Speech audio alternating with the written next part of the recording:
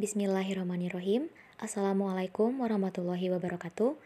Video presentasi ini dibuat untuk memenuhi tugas mata kuliah Landasan Pendidikan dengan dosen pengampu Ibu Dr. Cucun Sunaingsi, SPD MPD dengan NIP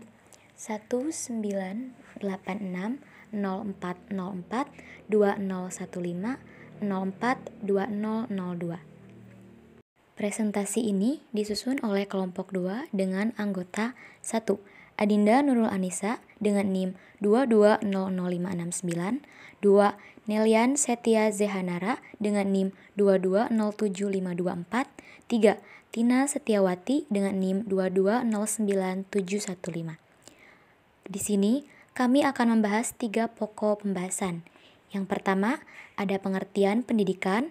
Yang kedua, pengertian sistem. Yang ketiga, pengertian pendidikan berdasarkan pendekatan sistem. Manusia dalam melaksanakan fungsi-fungsi kehidupan tidak akan lepas dari pendidikan. Mengapa? Mari kita lihat slide selanjutnya. Pengertian pendidikan.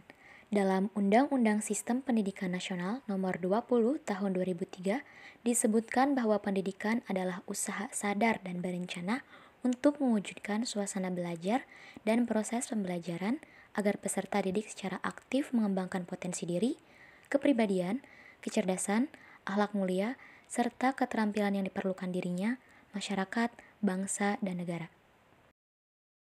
Pengertian sistem.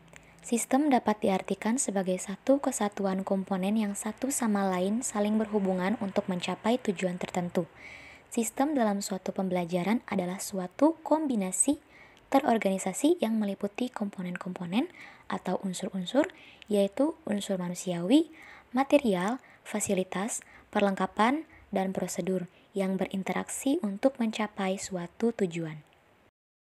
Menurut Undang-Undang Sikdiknas Nomor 20 Tahun 2003, Longfield, Sugarda Purbakawatya, pengertian pendidikan diutarakan menjadi 3 bagian. Pertama, berdasarkan ruang lingkup. Kedua, berdasarkan pendekatan ilmiah. Ketiga, berdasarkan pendekatan sistem. Di sini, kami akan mempresentasikan pengertian pendidikan berdasarkan pendekatan sistem. Pengertian pendidikan berdasarkan pendekatan sistem. Berdasarkan pendekatan sistem, pendidikan dapat didefinisikan sebagai suatu keseluruhan yang terdiri atas sejumlah komponen yang saling berhubungan secara fungsional dalam rangka mencapai tujuan pendidikan, mentransformasi input menjadi output. Ditinjau dari asal-usul kejadiannya, pendidikan tergolong ke dalam jenis sistem buatan manusia atau a man-made system. Ditinjau dari wujudnya, tergolong ke dalam jenis sistem sosial. Dan ditinjau dari segi hubungan dengan lingkungannya, tergolong ke dalam jenis sistem terbuka. Philip H. Combs mengemukakan bahwa ada 3 jenis sumber utama input dari masyarakat bagi sistem pendidikan, yaitu pertama, ilmu pengetahuan, tujuan-tujuan dan nilai-nilai yang berlaku di dalam masyarakat. Kedua, penduduk serta tenaga kerja yang tersedia. Dan ketiga, ekonomi atau penghasilan masyarakat. Tujuan dan fungsi pendekatan sistem. Pertama, pembelajaran dapat direncanakan dengan jelas. Kedua, menuntun guru pada kegiatan yang sistematis.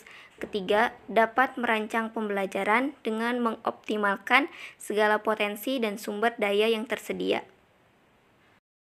Model-model sistem.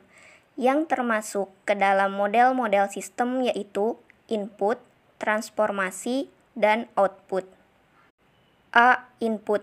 Input memiliki 3 bagian. Pertama, raw input, yaitu siswa. Kedua, environmental input, yaitu faktor sosial budaya, keamanan lingkungan, dan sebagainya. Ketiga, instrumental input, yaitu guru, kurikulum, dan sebagainya.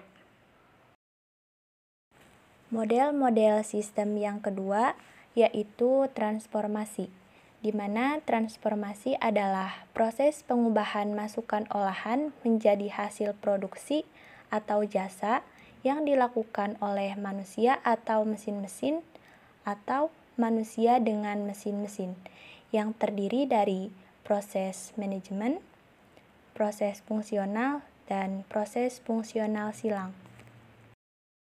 Komponen-komponen pendidikan.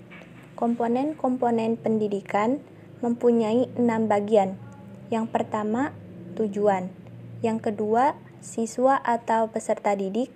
Yang ketiga, pendidik. Keempat, kurikulum.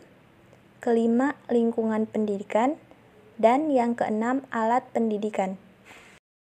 Kesimpulan, pendidikan sistem adalah pemecah masalah yang bersifat sistematis, yang dimana pada sistem ini cara berpikirnya menggunakan konsep keseluruhan yang terintegrasi dari setiap aspek pendidikan, mulai dari input yang diproses atau ditransformasi oleh komponen-komponen pendidikan yang saling berhubungan satu sama lain sesuai dengan fungsinya masing-masing, berjalan mencapai tujuan pendidikan atau output pendidikan, yaitu menjadi manusia terdidik, sehingga menjadi manusia yang sempurna. Terima kasih. Sekian presentasi dari kelompok kami. Kurang lebihnya mohon maaf. Wabillahi taufik wal hidayah. Wassalamualaikum warahmatullahi wabarakatuh.